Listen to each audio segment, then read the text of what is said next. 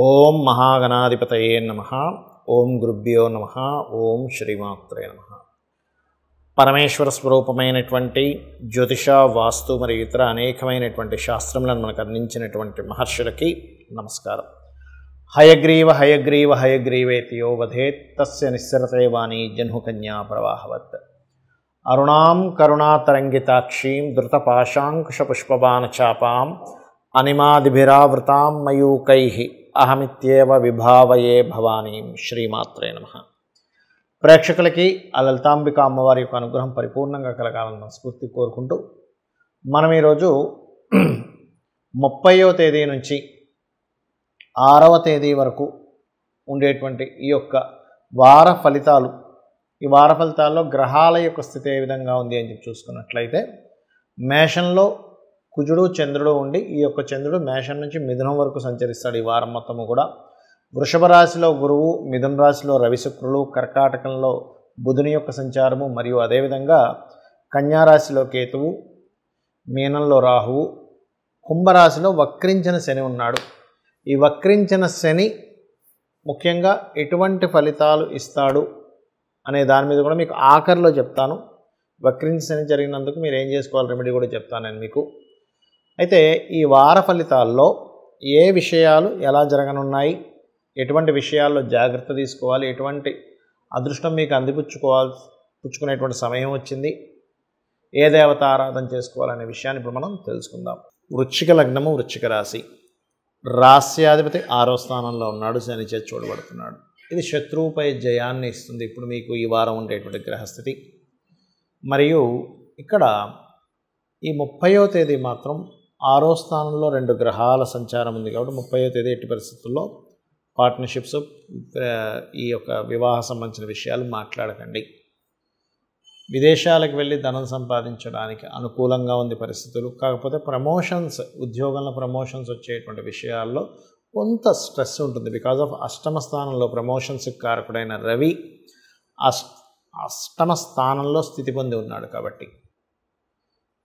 అదేవిధంగా ఈ అర్ధాష్టమ శని యొక్క ప్రభావం తగ్గుతుంది. ఈ తగ్గుతున్నందుకు కొంతవరకు మీకు విద్యార్థులకి విద్యా సంబంధించిన విషయంలోని, మరియు ఈ యొక్క కన్స్ట్రక్షన్ ఆగిపోయినటువంటి కొంత ముందుకు కదలడానికి వృశ్చికం వారికి అనుకూలంగా ఉంది.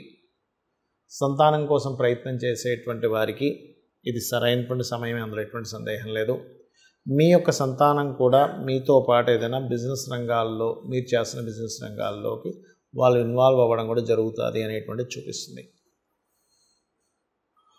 అనవసరమైనటువంటి ఘర్షణల జోలికి ఎక్కువగా వెళ్ళకండి. అదేవిధంగా గురువు యొక్క దృష్టి మీకు లగ్నం మీద ఉన్నందుకు తెలియని కాన్ఫిడెన్స్ లెవెల్స్, కొత్త విషయాలు తెలుసుకోవడము, నాకేంటి భగవంతుడు ఉన్నాడు అనేటువంటి ఒక ధైర్యంతో మీరు అడుగుల ముందుకు వేస్తూ ఉంటారు. సాఫ్ట్వేర్ యాప్స్ క్రియేట్ చేసేటువంటి వారికి, అటువంటి బిజినెస్లో ఉండేటువంటి వారికి, వృశ్చికం వారికి అనుకూలమైన వాతావరణం కనబడుతుంది. మీరు చేయవలసిన దేవతారాధన ముఖ్యంగా దుర్గాదేవి యొక్క ఆరాధన చేయండి. దుర్గా అష్టోత్తరాలు ఎక్కువగా చదువుకోండి.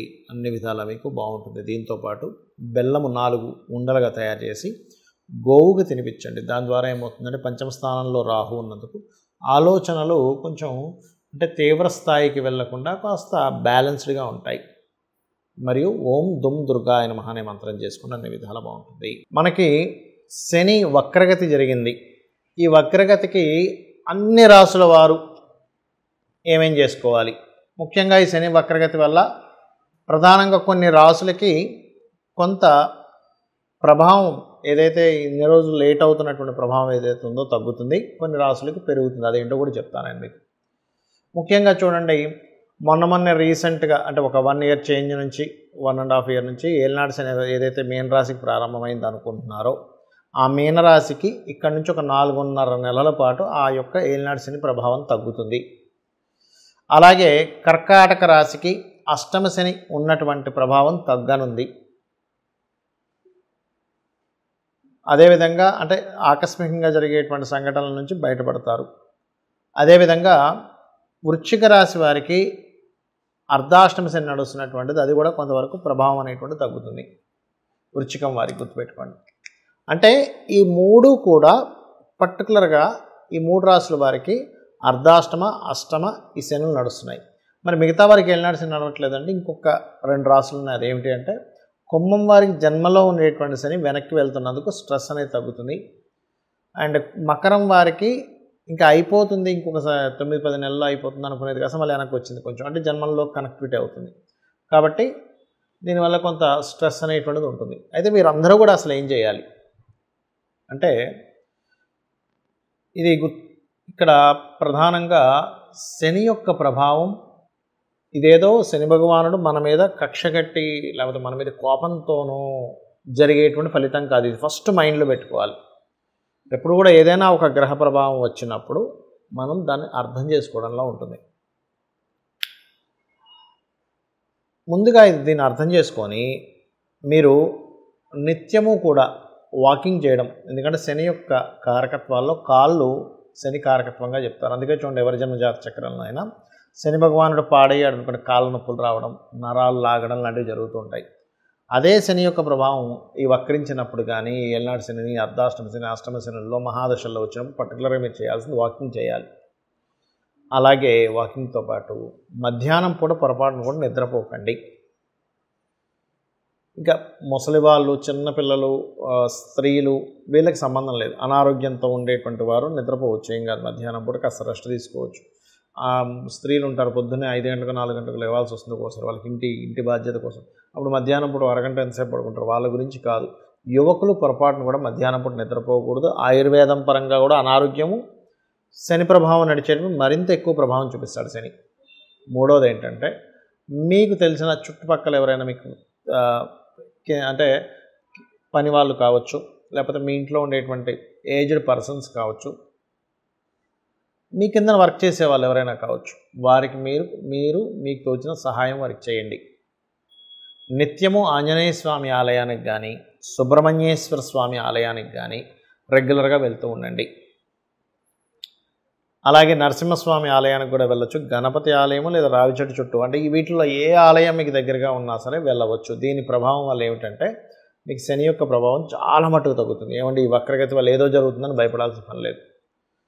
అలాగే ఇంకొకటి ఏంటంటే మీకు దగ్గరలో గోశాల కనుక ఉన్నట్లయితే గోవుకి పిడికెడు బెల్లం తినిపిస్తూ ఉండండి. ఇది చాలా బ్రహ్మాండంగా పనిచేస్తుంది. వీటితో పాటు ఎప్పుడు కూడా మీ జన్మజాతకం ఈజ్ మోస్ట్ ఇంపార్టెంట్. మీ పర్సనల్ చార్ట్, అసలు శని మకర రాశుల్లో అంటే కుంభరాశిలో ఉండి శని వక్రించినప్పుడు మీ పర్సనల్ చార్ట్లో అది ఏ ఎఫెక్ట్ని ఇస్తుంది, మీ పర్సనల్ చార్ట్లో నడుస్తున్నటువంటి మహాదశ అంతర్దశ ఏమిటి, మహాదశ అంతర్దశలు ఏవైతే ఉన్నాయో అవి పర్టికులర్గా వేటిని యాక్టివ్ చేస్తున్నాయి. దీన్ని పట్టుకొని ఇప్పుడు వక్రించిన శనిని క్యాల్కులేట్ చేయాలి. అంతేగాని ఊరికే శని వక్రగతి ఉంది నాకేదో అయిపోతుంది అనేటువంటి భయం పెట్టుకోకండి. ఎందుకంటే గోచారంలో ఉండేటువంటి గ్రహాల యొక్క స్థితి ఏదైతే ఉందో అది కేవలం 10% ప్రభావం చూపించేది. ఒక్కోసారి అయితే 5%. ఎప్పుడో బాగా రేర్గా గోచారము మహాదశలు అన్నీ కనెక్ట్ అయితే ఒక 15-20% చూపిస్తుంది. కానీ పర్సనల్గా మీ జాతకమే మెయిన్. అంటే మీరు జన్మించినప్పుడు ఉన్నటువంటి సమయాన్ని, నెలని, మాసాన్ని, అదే మన తేదీని, సంవత్సరాన్ని అన్నింటినీ తీసుకొని లగ్నం నుంచి ఏ గ్రహాలు ఎక్కడున్నాయి, మీరు పూర్వజన్మలో చేసినటువంటి పుణ్యం ఆధారంగా ఆ యొక్క పరమేశ్వరుడు ఆయా గ్రహాలు అక్కడ ఉండేలాగా మిమ్మల్ని ఎలా పుట్టించాడు, గొప్ప పుణ్యం చేస్తే ఇప్పుడు వచ్చేటువంటి గుడ్ రిజల్ట్స్ ఏమిటి, మనకు తెలుసో తెలియకో అజ్ఞానంలో చేసినటువంటి కొన్ని పాపాల వల్ల కలిగేటువంటి గ్రహాల స్థితి వల్ల మనం ఎలా తగ్గించుకోవాలనేటువంటిది తెలుసుకుంటూ మీరు ఎటువంటి కర్మలు చేసినా ఒకటే గుర్తుపెట్టుకోండి, మీరు తెలుసో తెలియకో అజ్ఞానంలో కొన్ని కర్మలు చేసేస్తారు. దీనికి శాస్త్రాల్లో చెప్పినటువంటిది ఒకటి మార్గం ఏమిటంటే నువ్వు బాధపడుతూ కూర్చోవాల్సిన పని ఏమీ లేదు. చక్కగా ఈ విశ్వంలో, ఈ సృష్టిలో ఉన్న ప్రతిదీ కూడా అమ్మవారిగా భావిస్తూ, ఈ పరమేశ్వరుడిగా భావిస్తూ మీరు కనుక మీ పని చేసుకుంటూ వెళ్తున్నారంటే 100% సక్సెస్ అయి తీరుతారు. అందులో ఎటువంటి సందేహం లేదు, గుర్తుపెట్టుకోండి. 100% అందులో 1% కూడా తగ్గాల్సిన అవసరం లేదు. బట్ మీ పని మీరు చేసుకుంటూ వెళ్ళాలి. ఎందుకంటే పనే, మనం చేసే వర్కే కర్మ. ఈ కర్మకి రిజల్ట్ ధర్మం కనుక తోడైతే ఆ కర్మకి ఖచ్చితంగా మీకు ఆ ఫలితం అనేటువంటిది వచ్చి తీరుతుంది, గుర్తుపెట్టుకోండి. అదేవిధంగా మరొక విషయం ఏంటంటే ఇక్కడ మీ జన్మజాతక చక్రంలో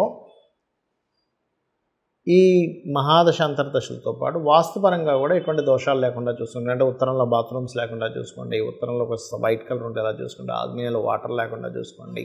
ఇట్లా కొన్ని ఉంటాయి వాస్తులో. నేను చాలా వీడియోలు చెప్పాను, దాదాపుగా ఓన్లీ వాస్తు మీద ఒక 500 వీడియోలు ఉన్నాయి.